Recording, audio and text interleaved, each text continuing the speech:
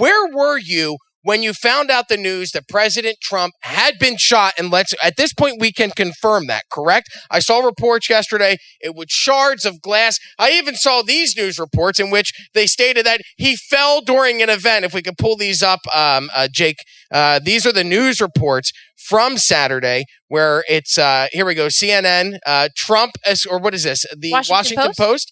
Trump escorted away after loud noises at Pennsylvania rally. Let's go to the next one. Yeah, no, loud noises. This is my favorite. Secret Service rushes Trump off stage after he falls at rally. This according to CNN. Fell completely unprompted.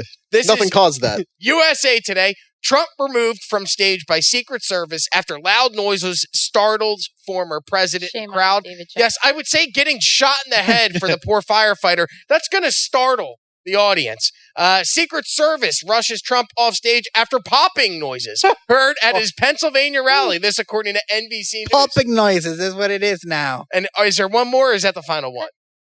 That's the final one. Oh, gunman dies in attack. That's the Sunday Denver Post. But I would like to know where everyone was.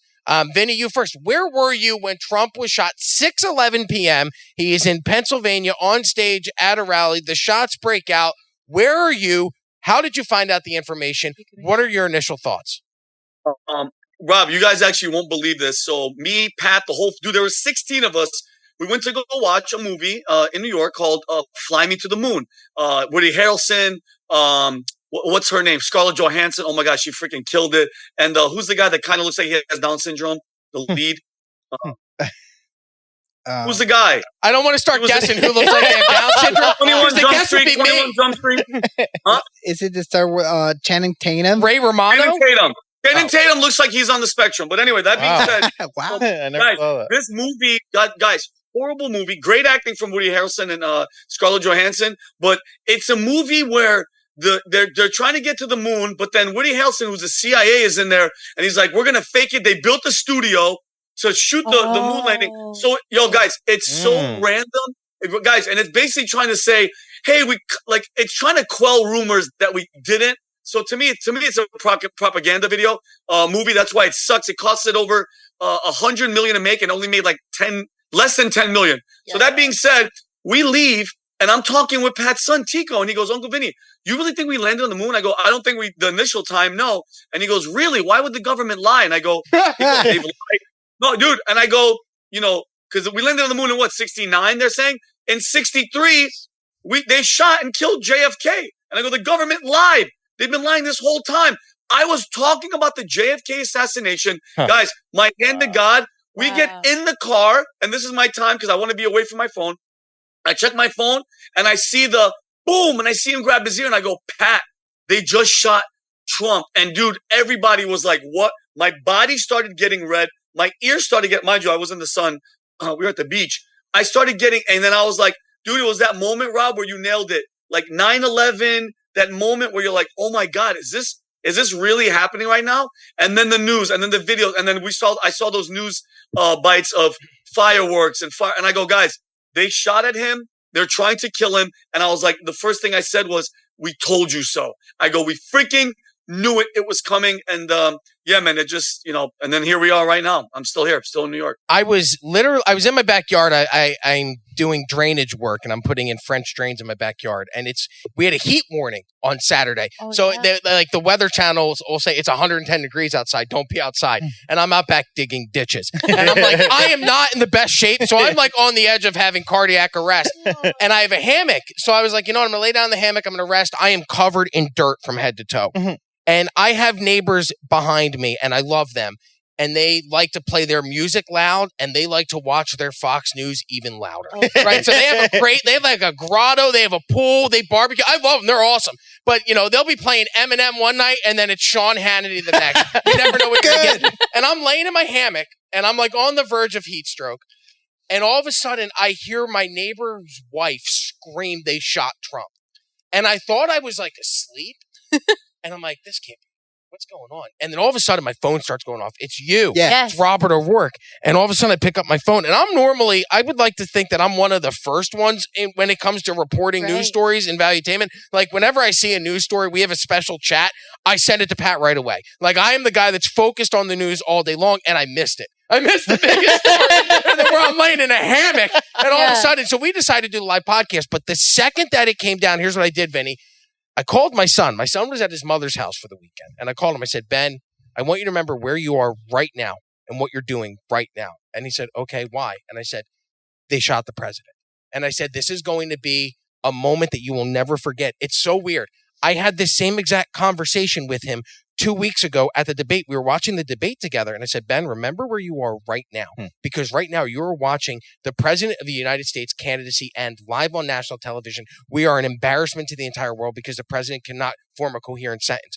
In the past 3 weeks, I've had the same conversation with my son about historical moments, and this was one. Now, thank God he was all right, but that's when we jumped on the phone and everybody started going, hey, let's podcast. So thank you to you, Humberto, because you were one of the first people that told me. We need to thank my mom. Yeah. It was Humberto's mom. She was the first, I don't know. So you know where it come from? She was watching it live. She watches every single Trump rally ever. And she calls me crying. She's like, Humberto, they just shot Trump. I'm like, how did you get more Hispanic doing that impression? Like, I actually put this on just to get away with saying horrible things. Oh, no. Anyhow, she calls me, and I was writing time to see before he got up. Oh, okay. So I didn't even know if he was gonna get up. You know, she calls me, she sends me a link, I go in. And he was in the, it took like around 15, 30 seconds for him to get up. Yeah. I was like, oh shit, this is not good. Not good at all. And then I called you, first guy that I called. By the way, I was supposed to be in Tampa doing a comedy show. I run a comedy production company, so we have a theater that I book comedy shows, and I usually host the monthly show. That show was scheduled to start at 7 p.m. on Saturday evening. In the midst of all this, I wasn't hosting the show. I hired somebody to go and host. In the midst of all this, I totally forgot that comedy show is even going on. So I start getting phone calls from the venue at 6:50 going, hey, what would you like to do about tonight's show? Because the president has just been shot. Not exactly the best time. Vinny, you're a comedian. Can you imagine going up and performing stand-up comedy after the former president of the United States had just had an assassination attempt on his life? Nope. Yeah, no, dude, I'm telling you right now, Robbie, that me personally, if the money was good, I would still have to go up. But in that type of moment, bro, I'm not thinking about any comedy or anything funny. I saw some other clips of some other comedian going up and trying to make light of it. Even though the joke kind of worked, it's still like, man, it's you're seeing evil in real time play out. And we've been predicting it for a year, almost a year. And yeah, man, I don't think anything's funny at that moment. I don't know if you guys saw PBD podcast. We went live on the emergency. Tom was crying, bro. And Tom almost made me cry. Yeah. But then in my mind, I'm like, wait a minute. I'm the fucking angry patriot. I can't be emotional. I can't be crying right now because it's a sad moment, man. And it's I'm not afraid to admit I cried too, man. Tom wasn't alone because there was that moment where I sat down. I went, oh, this just got real. Mm-hmm. And then my buddy started texting me, goes, is this the match that starts a civil war? And that's when it started going in my head. I'm like, man, I've got kids. And this is the country that I'm bringing them up in, where this kind of evil exists, where I'm not a fan of Joe Biden. I voted for him in 2020. I got propagandized. Propagandizers are going to propagandize, and I got propagandized. So I fell for it. I was an idiot, but I've come around. I apologize. I am now on the right side of history. Mm-hmm. There are people out there, I would never, ever, ever cheer for the president to get shot. I would never hope. I feel bad, actually, and I said this a few weeks ago, that I feel bad watching Joe Biden and his cognitive decline. Makes me feel like it's elderly abuse. I would never wish ill on another human being. Yet there are people, and this is what I realized as I'm sitting on my porch and we're getting ready to do the podcast. I go, there are people out there that are happy that he got shot. And even sicker than that, there are people out there that are upset that he didn't get murdered. Yep. And that, for me, that's what made me cry. Like, it was like a 5-minute, and it was like, it was more of a, this is heavy. Yeah. This is heavy, heavy shit. Brandon, where were you when the president got shot, the former president and future president? Because if you watch that video, Vinny, of that comedian, that Cam, I believe his name is, Cam Patterson or Cam Peterson, the one takeaway that I had from watching his joke about the Trump assassination was that I wasn't going to vote now. Now I'm fucking voting for him. Yeah. And there are millions of Americans out there that feel that same exact way. So while I get it, it's hard to, like, I didn't find the humor hilarious. Oh, yeah, he's like my uncle. He's been shot. He's a convicted felon. Okay, good. You did well pivoting in a crucial moment. But really what I took away from that was that there's millions of people that are going to go vote for Donald Trump now because of this. Brandon, where were you? How did you hear? What were your thoughts? Yeah, so I was actually right here in the studio. I spend my Saturdays here. I was getting ready to film content about an entirely different topic and was down that rabbit hole. But then, saw the chat, saw Humberto sent it, and I'm like, what? And I mean, thank God that we have X now because, I just fired up the live stream right away and was live streaming like the minute it happened. And, in real time, I'm just like, hey, this just happened. We have this one clip where he grabs his ear and goes down, like looking at it took like 10 minutes because like literally like the second we got that text I was looking at, and for a good 10 minutes, there was nothing about it on Google or anything, no websites talking about, but then the next 20 minutes or so, we saw those flurry of articles we just saw saying the crazy things like he fell down or there was a popping noise or whatever. But then the only real news that I could find was on X of them showing like him like walking away and like raising his fist up and stuff. So like imagine the type of control they could have had over the information that we had available to us if X wasn't available, because they could have like made all those clips that we saw illegal of like the guy, like what was actually happening behind the scenes and everything. And to go off what you're saying about feeling emotion, I mean, the thing that really got me, that really made me like sad and angry at the same time, is just imagining the scenario in which like he actually did get killed and then the RNC would have the ability to pick the next Republican candidate, then everything would be fucked.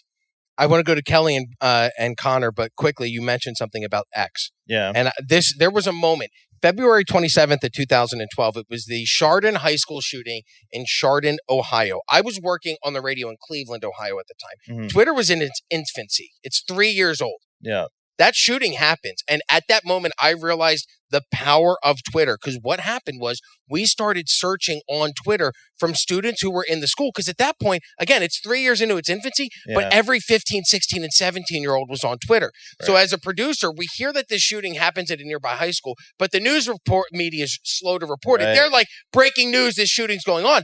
But we went to Twitter and we started contacting students on Twitter and sending them tweets and going, can you call our radio show? We want to talk to you about what just happened in real time. And so we started having these high school students calling from the high school because of Twitter. Yeah. And then Fox News picked up and saw that we were doing that. And then Fox News started feeding our radio show out and broadcasting our radio show nationwide. Wow. And at that point I went, okay, that's the power that Twitter has. Yeah. And then you look at where Twitter went for about 12 years before Elon bought it, where it was this dark ages of just people shit talking and meme posting. And it wasn't utilized in any capacity for breaking news until, again, Saturday, where all of a sudden you realize this is the power of this medium, where we can connect and break news and get information out quicker than the mainstream media 100%. can. And I want to pile up on that. Saturday, Twitter was the #1 most downloaded app and #1 grossing that That's day. the only way you could find anything. Yeah. When we have an Unusual Suspects chat that we're in all the time because we love you guys and we're always working on our content. So you put it in the chat, I immediately go, I know we're going to do emergency podcast, so I'm immediately going to search it and I can't find anything. The one I remember was Sky News saying that he fell. So I was like wondering if you were even correct, because everything there, it wasn't there, or there was nothing, or it was like a false headline where he fell, there was weird sounds, he's ill, whatever.